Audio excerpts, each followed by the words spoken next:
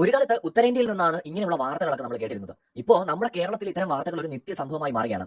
നമ്മുടെ നാട്ടിലെ ചെറുപ്പക്കാർക്ക് എന്താണ് പറ്റിയതെന്ന് മനസ്സിലാവണില്ല. ഇപ്പൊ കഴിഞ്ഞ ദിവസം തിരുവനന്തപുരത്ത് വൈകുന്നേരത്ത് അരങ്ങേറിയ കൂട്ടക്കൊല ഒരു റിപ്പർ മോഡൽ കൊലപാതകമെന്നാണ് നമ്മുടെ മാധ്യമങ്ങളെല്ലാം തന്നെ റിപ്പോർട്ട് ചെയ്തിരിക്കുന്നത്. റിപ്പർ മോഡൽ കൊലപാതകം, 23 വയസ്സുള്ള ഒരു ചെറുപ്പക്കാരൻ സ്വന്തം കുടുംബാംഗങ്ങളെയും സ്നേഹിക്കുന്ന പെൺകുട്ടിയാണെന്ന് തോന്നുന്നു. ആ ഒരു പെൺകുട്ടിയെയും അടക്കം അതിക്രൂരമായിട്ട് കൊല ചെയ്തിരിക്കുകയാണ്. നമ്മുടെ കേരളത്തിലാണത് നടന്നതെന്ന് ആലോചിക്കുമ്പോൾ, അതും തലസ്ഥാനത്താണ് നടന്നതെന്ന് ആലോചിക്കുമ്പോൾ ഒന്നും പറയാനില്ല. ശരിക്കും ഈ ഒരു കൊലപാതകവുമായി ബന്ധപ്പെട്ട് ഒരുപാട് ദുരൂഹതകൾ ഉള്ളതായിട്ടാണ് തോന്നുന്നത്. ഈ പയ്യൻ, ഈ കൊലപാതകം നടത്തിയിട്ടുള്ള അഫാൻ എന്ന് പറയുന്ന 23-കാരൻ കൊല നടത്തിയതിനു ശേഷം കീഴടങ്ങാണ്. ഇയാൾ വിഷം കഴിച്ചു എന്നൊക്കെയാണ് പറയുന്നത്.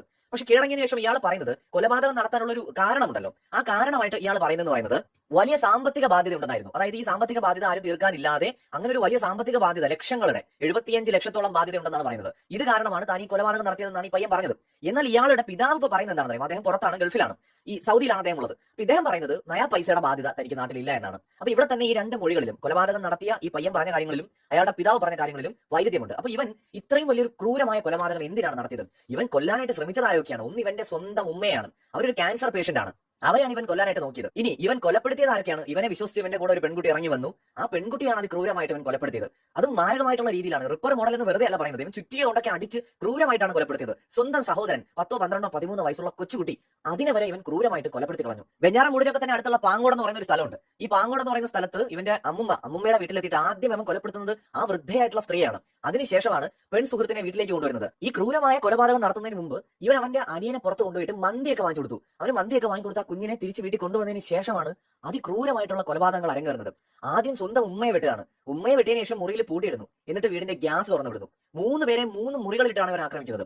വീട്ടിലെത്തി ആരെങ്കിലും ഒരു ലൈറ്റർ ഓൺ ആക്കിയിരുന്നെങ്കിൽ ഗ്യാസ് സിലിണ്ടർ പൊട്ടിത്തെറിച്ചുകൂടി വലിയ അപകടം നടക്കാനുള്ള ഒരു സാധ്യതയാണ് അവിടെ ഉണ്ടായത്. എന്ന് വെച്ചാൽ ഒരു തരത്തിലും ഇവരാരും രക്ഷപ്പെടരുത് എന്ന രീതിയിലാണ് ഇവൻ ഈ അരും കൊല നടത്തിയത്. ഇവൻ കൊലപ്പെടുത്തിയത് ആരൊക്കെയാണ്? സ്വന്തം സഹോദരൻ, അദ്ദേഹത്തിന്റെ പേര് അഫ്സാൻ എന്നാണ്.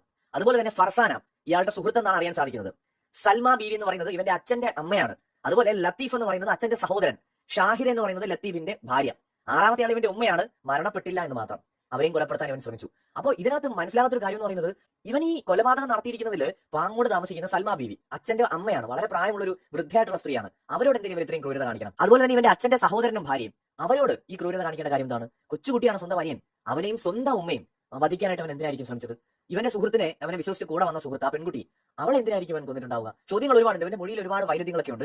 സത്യത്തിൽ നമ്മുടെ കേരളത്തിൽ വളരെ സീരിയസ് ആയിട്ട് ഈ വിഷയത്തെ എടുക്കേണ്ടതായിട്ടുണ്ട്. ഈ ഒരു വിഷയം എന്നത് മാത്രമല്ല, കഴിഞ്ഞ കുറച്ച് കാലങ്ങളായിട്ട് കേരളത്തിൽ അരങ്ങേറുന്ന ഇത്തരം സംഭവങ്ങൾ വളരെ സീരിയസ് ആയിട്ട് നമ്മൾ എടുക്കേണ്ടതുണ്ട്. എന്തുകൊണ്ട് ഇത് ആവർത്തിക്കുന്നു എന്നതിനെ കുറിച്ച് ആഴത്തിലുള്ള ഒരു സാമൂഹിക പഠനം ആവശ്യമാണ്. ഏതെങ്കിലും രീതിയിൽ നമ്മുടെ ഇന്നത്തെ നമ്മുടെ സോഷ്യൽ മീഡിയ ആയിക്കോട്ടെ, സിനിമകളൊക്കെ ചെറുപ്പക്കാരെ ഇൻഫ്ലുവൻസ് ചെയ്യുന്നുണ്ട്. എന്ന് വെച്ചാൽ കൊലപാതകമൊക്കെ വലിയ ഒരു ഹീറോയിസമായിട്ട് ചിത്രീകരിക്കപ്പെടുന്ന ഒരു നാട്ടിലാണ് നമ്മൾ ജീവിക്കുന്നതെന്ന് ആലോചിക്കണം.